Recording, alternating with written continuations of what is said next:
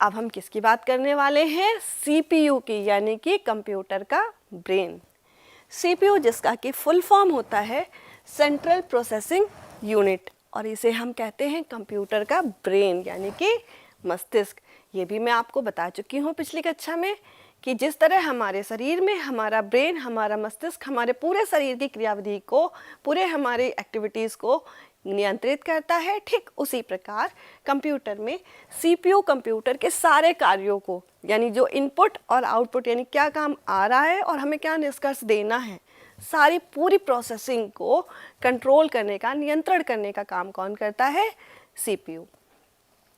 अब अभी तक बच्चों आपके दिमाग में होगा कि ये इतना बड़ा सा सीपीयू दिख रहा है, लेकिन जैसा मैंने आपको बताया था ये तो होता है सीपीयू बॉक्स। ये है ओरिजिनल सीपीयू। सिर्फ सीपीयू ये है जिसको कि इसके अंदर यहाँ पर लगाया जाता है, पर इसको रखने के लिए ये एक बॉक्स जैसी संरचना होती है जो कि प्लास्टिक की भी हो सकती है या फिर लकड़ी की भी हो सकती है, और इसके अंदर इसको रख दिया जाता है। ये मेटेलिक भी हो सकता है। इसे हम कहते हैं सीपीयू बॉक्स। अब जैसा कि आप देख सकते हैं सीपीयू बॉक्स ये सामने लिखा हुआ है। सीपीयू को जिस बॉक्स या कैबिनेट में रखा जाता है उसे सीपीयू बॉक्स कहा जाता है। अब इसके कार्य क्या होते हैं? सीपीयू इनपुट किए गए डाटा को प्रोसेसिंग करके उसका निष्कर्ष आउटपुट डिवाइस पर देता है। इसमें बच्चों आपको दिख रहे होंगे ये दो प्रकार के बटन हैं। पहला होता है पावर बटन और दूसरा होता है रीसेट बटन। इनके क्या कार्य होते हैं चलिए देख लेते हैं। पावर बटन, जिसके कि नाम से आपको दिख रहा होगा पावर, यानी जब हम इसको दबाते हैं तो कंप्यूटर में इलेक्ट्रिसिटी का प्रवाह शुरू हो जाता है, यानी कंप्यूटर हमें ऑन करने के लिए मेन स्विच हम ऑन करते हैं। उसके बाद हमें इस पावर बटन को प्रेस करना पड़ता है, यानी कि इसको हमें इस तरह से दबाना पड़ता है। जैसे ही इसे हम दबाते हैं कंप्यूटर में इलेक्ट्रिसिटी का प्रवाह शुरू हो जाता है और इसके बाद कंप्यूटर ऑन हो जाता है। अब दूसरा है ये छोटा सा रीसेट बटन। इसका कार्य क्या होता है कि अगर हम जब भी चाहें कंप्यूटर को पूरी तरह से बिना बंद करे फिर से हम शुरू कर सकते हैं, यानी कि इलेक्ट्रिसिटी का प्रवाह जो होता है उसे हम बिना रोके सिर्फ हम कंप्यूटर को पुनः रीस्टार्ट, जैसे हम बोलते हैं रीस्टार्ट, यानी कि पुनः उसको हम स्टार्ट कर सकते हैं। तो बच्चों ये है हमारा सीपीयू, जिसे हम कहते हैं कंप्यूटर का ब्रेन। अब बारी आती है कीबोर्ड की।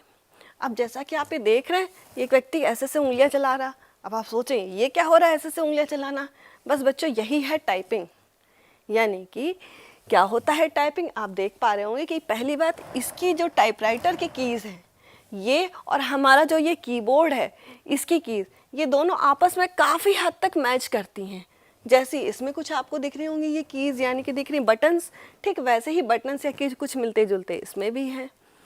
इस कीबोर्ड में क्या होता है अब हमें ये समझने की ज़रूरत है। देखिए सबसे पहले एक इनपुट डिवाइस है, इसके द्वारा प्रोग्राम एवं डाटा को कंप्यूटर में एंटर किया जाता है और कंप्यूटर का कीबोर्ड टाइपराइटर से मिलता जुलता होता है। इसमें एक शब्द देखिए बच्चों, एंटर किया जाता है, यानी कि कंप्यूटर के अंदर उसको एंटर कर रहे हैं। यानी ये कौन सी डिवाइस हुई? ये हुई एक इनपुट डिवाइस। जिस तरह से माउस एक इनपुट डिवाइस है उसी तरह से कीबोर्ड भी एक इनपुट डिवाइस है। इसमें 104 या उससे ज़्यादा बटन हो सकते हैं। कंप्यूटर पर किसी भी अल्फ़ाबेट या नंबर को लिखने के लिए कीबोर्ड पर किसी भी की को दबाना कहलाता है टाइपिंग।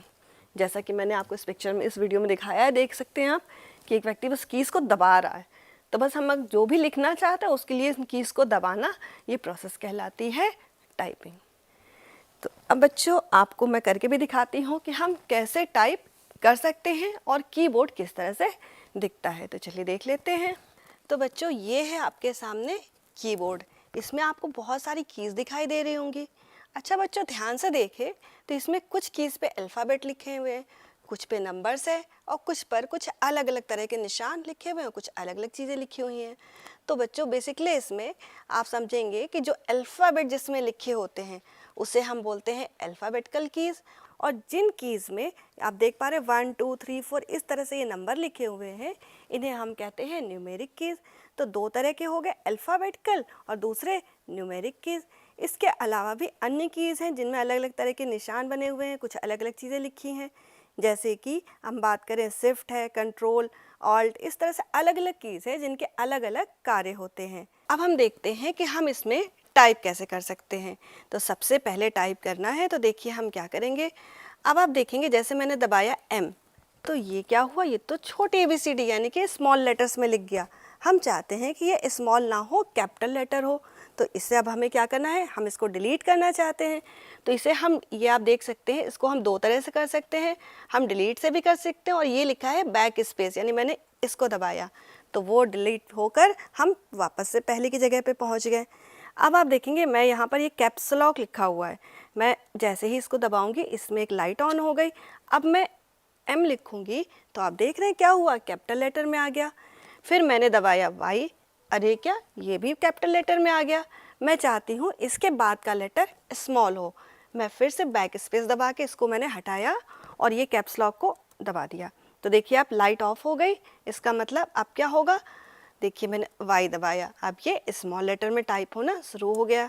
अब आप देख सकते हैं इसी तरह आगे, यानी कि कैप्स लॉक की जो कीज़ थी, इससे हम अल्फ़ाबेट्स को कैपिटल लेटर में या स्मॉल लेटर्स में चेंज कर सकते हैं।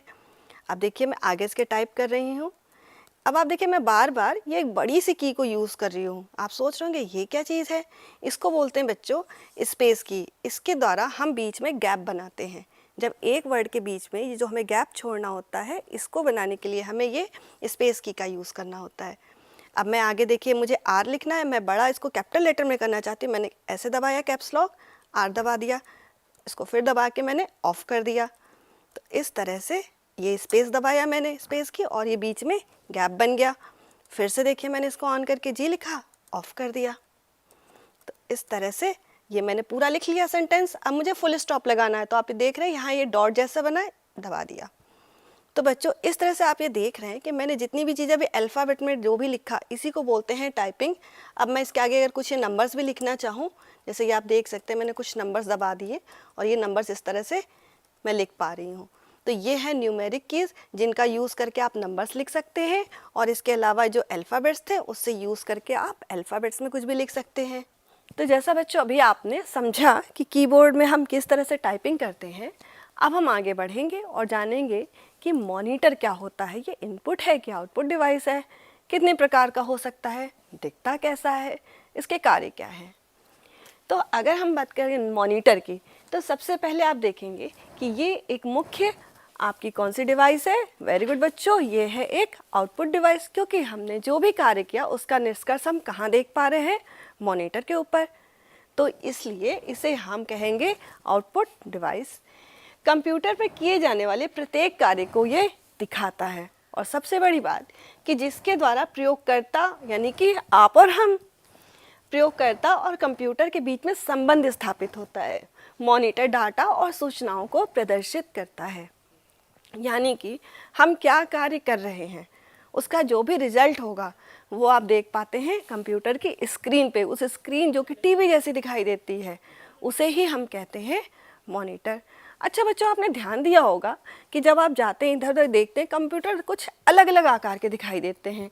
कहीं तो आपको ये टीवी जैसा दिखाई देता है, बिल्कुल ऐसे काफ़ी बॉक्स जैसा, कहीं कहीं ये बिल्कुल पतला सा।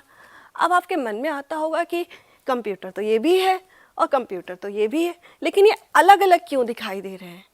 तो ये आपको समझने की ज़रूरत है बच्चों कि मॉनिटर दो तरह के होते हैं। पहला होता है CRT और दूसरा होता है TFT मॉनिटर। CRT मॉनिटर का मतलब होता है बॉक्स लाइक, जैसा कि आप ये देख सकते हैं, ये काफ़ी चौड़ा सा आपको दिख रहा है, पीछे बड़ा सा है साइज में। तो ये बॉक्स लाइक जो संरचना होती है, इस तरह के मॉनिटर कहलाते हैं बच्चों CRT मॉनिटर। दूसरा है TFT का मतलब होता है फ्लैट स्क्रीन। इसमें पीछे से कोई भी भाग उभरा हुआ नहीं होता है, ये बहुत पतले से होते हैं और ये काफ़ी इसकी तुलना में इसके वजन में भी हल्के होते हैं, इनको उठाना आसान होता है। तो ये जो पतली स्क्रीन के मॉनिटर दिखते हैं, इन्हें हम TFT मॉनिटर कहते हैं। तो अब बच्चों, आप जब भी मॉनिटर देखें तो ज़रूर अपने मन में विचार करें कि ये कौन से तरह का है, ये CRT मॉनिटर है या फिर TFT मॉनिटर। अब आगे हम बात करेंगे स्पीकर की। तो जैसा कि बच्चों, अच्छा ये बताइए, जब आप कंप्यूटर में कभी कभी अगर गाने, आपने ध्यान दिया हो, गाने बज रहे हैं या कोई पिक्चर आप देखते हैं, तो उसमें आवाज़ें आती हैं साथ में। बिल्कुल सही बताया आपने। जब आप मूवी देखते हैं या गाने सुनते हैं तो आवाज़ें तो आती हैं। पता आपको वो आवाज़ आप तक कैसे पहुंचती है? वो पहुंचती है स्पीकर के द्वारा। अब आप सोचेंगे स्पीकर दिखता तो है नहीं। देखिए बच्चों, क्या होता है कि हर कंप्यूटर या लैपटॉप के अंदर आप उसमें इनबिल्ट यानी उसके अंदर ही फिट होते हैं स्पीकर। लेकिन उस आवाज़ को अगर हम और बढ़ाना चाहें तो उसके लिए हम अलग से कुछ इस तरह के स्पीकर उसमें फिट कर सकते हैं ताकि उसकी आवाज़ को हम और ज़्यादा सुन पाए, आवाज़ को बढ़ा सके। तो इस स्पीकर का काम क्या होता है? कंप्यूटर से गाना सुनने तथा पिक्चर देखने पर जो आवाज़ आती है वह स्पीकर के माध्यम से ही हम तक पहुंचती है। तो स्पीकर से क्योंकि आवाज़ बाहर जा रही है तो ये एक आउटपुट डिवाइस है। तो बच्चों, अब आपको स्पीकर के बारे में समझ में आ गया होगा। और चलिए अब हम आज सारी डिवाइसेस देख लेते हैं और समझ लेते हैं कि कौन कौन से इनपुट डिवाइसेस हैं और कौन कौन से आउटपुट डिवाइसेस हैं। अब बच्चों, हम बात कर रहे थे इनपुट और आउटपुट डिवाइसेस की। तो ये आपके सामने ये बहुत सारी डिवाइसेस यहाँ रखी हैं। अब आपको पहचानना है कि इनमें से कौन सी इनपुट डिवाइसेस हैं और कौन सी आउटपुट डिवाइसेस हैं। जैसा कि आप बात करेंगे सबसे पहले मॉनिटर की, क्योंकि इस पे हम निर्देशों के रिजल्ट को यानी निष्कर्ष को प्राप्त करते हैं। तो ये है एक आउटपुट डिवाइस। फिर आता है कीबोर्ड, क्योंकि कीबोर्ड के द्वारा हम निर्देशों को अंदर भेजते हैं। तो ये कौन सी डिवाइस है? बिल्कुल सही बताया आपने, ये है एक इनपुट डिवाइस। ठीक इसी प्रकार, क्योंकि हम माउस से भी निर्देशों को अंदर भेजते हैं, जो काम हम कीबोर्ड से कर रहे हैं वही हम इससे कर रहे हैं, तो माउस भी है एक इनपुट डिवाइस। फिर जैसा कि आपको यहाँ पर ये छोटी सी क्या है, इसे हम बोलते हैं पेन ड्राइव यानी कि पीडी। तो इससे क्योंकि हम किसी भी चीज़ को इसके अंदर डाल सकते हैं, निर्देश को या किसी डाटा को, तो ये भी हो गई एक इनपुट डिवाइस। इसके अलावा आप देख सकते हैं ये है एक माइक्रोफोन, जिसे माइक भी बोलते हैं। इसके द्वारा हम अपनी आवाज़ को बोलकर इसके अंदर भेज सकते हैं, तो ये भी हो गई एक इनपुट डिवाइस।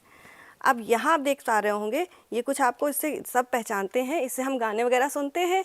तो ये है हेडफोन है, ये ईयरफोन है। तो क्योंकि इससे हम आवाज़ को सुन रहे हैं यानी कि उससे बाहर हमें रिजल्ट मिल रहा है, तो ये हो गई हमारी आउटपुट डिवाइसेस।